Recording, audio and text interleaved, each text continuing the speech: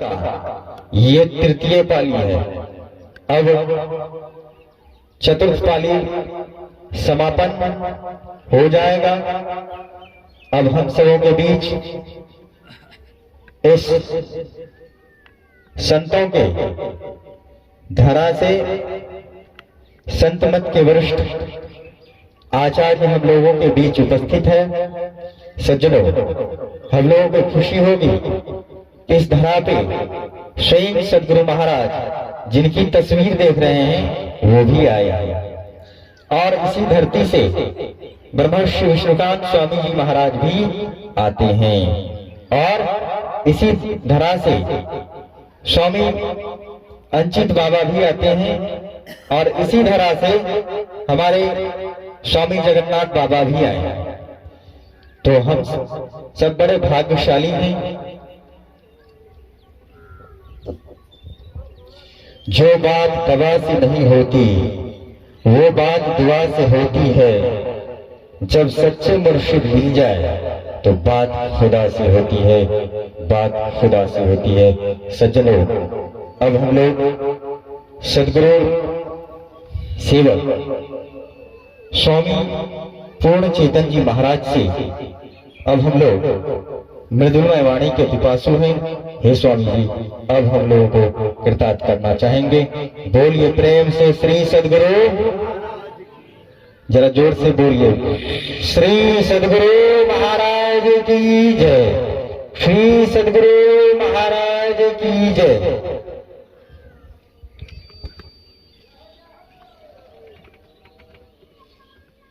हम लोग कल से ही इस ज्ञान गंगा में गोता लगा रहे हैं।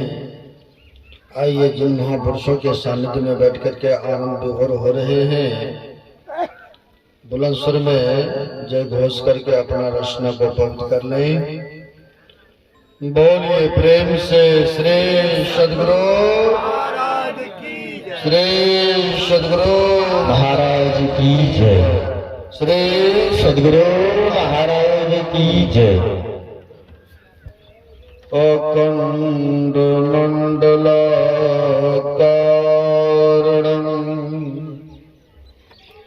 व्याप्तं येन चराचरं तत्पदं दर्शितं येन तस्मै श्री गुरवे नमः, परम गुरुवे नमः, परापर गुरुवे नमः, परमात्मा गुरुवे नमः, आत्मा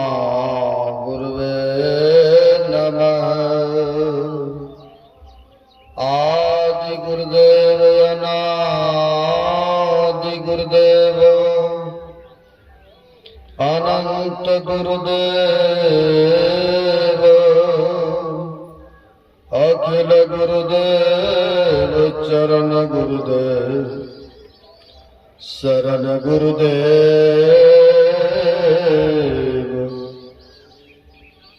श्री गुरु महाराज चरणारविंदो नमो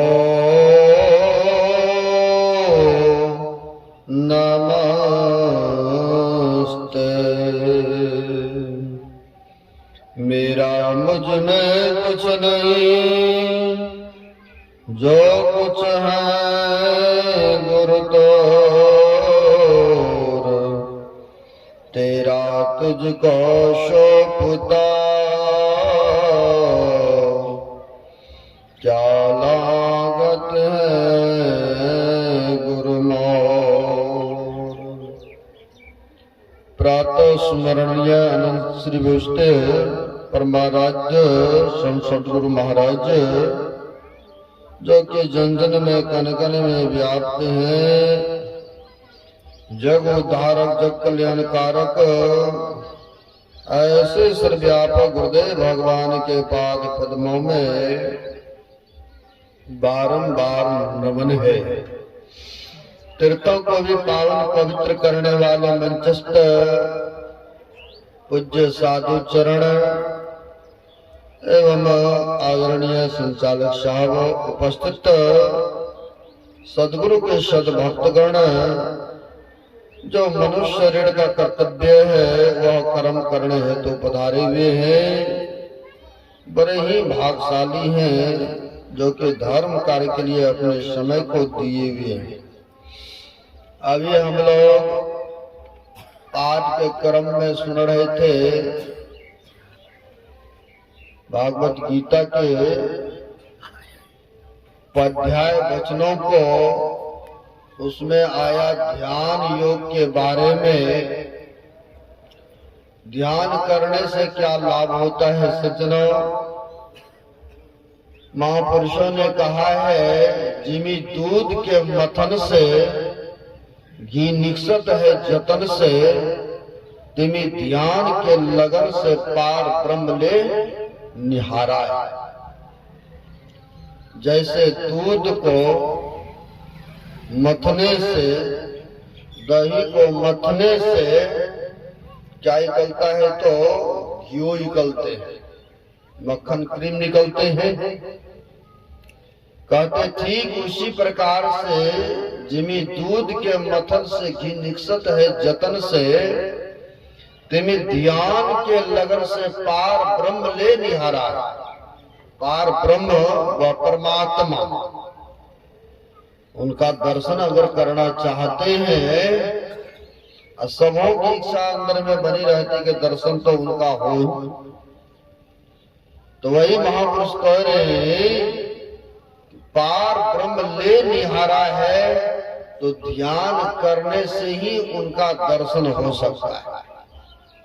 अगर बाहरी दर्शन हो, गुरु महाराज ने पदावली में लिखने की कृपा किए हैं, दो भुज चतुर्भुज अष्ट सकल तेज पुंज, सब रंग रूप माया धोखा हो। चाहे दो भुज, भुज मन से होता है कि हाथ, चाहे चतुर्भुजी आ जाए दर्शन दे दे, चाहे अष्टभुजी वाला विराट रूप में आकर के दर्शन दे दे, तो कहते हैं ये भी वास्तव में रूप नहीं है उस परमात्मा का। क्योंकि ये स्थूल आंख से तो हवा का भी रूप नहीं दिखता है, किसी को पता चल रहा है कि कैसा रूप है। केवल ये पता चल रहा है कि हाँ शरीर में ठंडापन लग रहा है, महसूस करते हैं केवल, लेकिन इसका रूप तो नहीं दिख रहा है कैसा आकार प्रकार है। जब यह नहीं दिख रहा है तो संभव है कि उस परमात्मा मालिक को देख लेंगे इस चांद की आंखों से। अगर देख भी लेते हैं तो महापुरुष कहते हैं वह वास्तव रूप का दर्शन नहीं हो पाता है। वास्तव रूप के लिए हम आपको कबीर साहब के पास चलेंगे तो कबीर साहब ने कहा, चाम चश्म सो नजर न आवे, खोजो रूप की नैना। चाम के आंखों से वह नजर आने वाला नहीं है। तो कहते हैं खोजो रूप की नैना, यानी आत्म दृष्टि को प्राप्त करो। जो आत्म दृष्टि को प्राप्त कर लेते हैं सज्जनों, जो पीन से ब्रह्मांड में चले जाते हैं, अंधकार से प्रकाश में चले जाते हैं, तो बैठे बैठे संसार के दृश्य और तमाशों को देख लेते हैं। क्योंकि हमारे गुरुदेव ऐसे, गुरुदेव भी जानते थे, सबके मनों के बातों को जान लेते थे, क्योंकि पिंड से ब्रह्मांड में गए हुए महापुरुष थे ना, दिव्य दृष्टि के प्राप्ति किए हुए महापुरुष थे ना। यानी पिंड से ब्रह्मांड में जिनकी चढ़ाई हो जाते हैं सज्जनों, तो वह बैठे बैठे संसार के दृश्य तमाशों को देखते हैं, केवल आंख बंद करने की आवश्यकता है। गृहस्थी में हुए श्यामालाल चहरी एक जो कि मुंशी का काम करते थे। उस समय अंग्रेजों का शासन था, आप लोग नाम सुने होंगे। घर गृहस्थी में रहने के उपरांत भी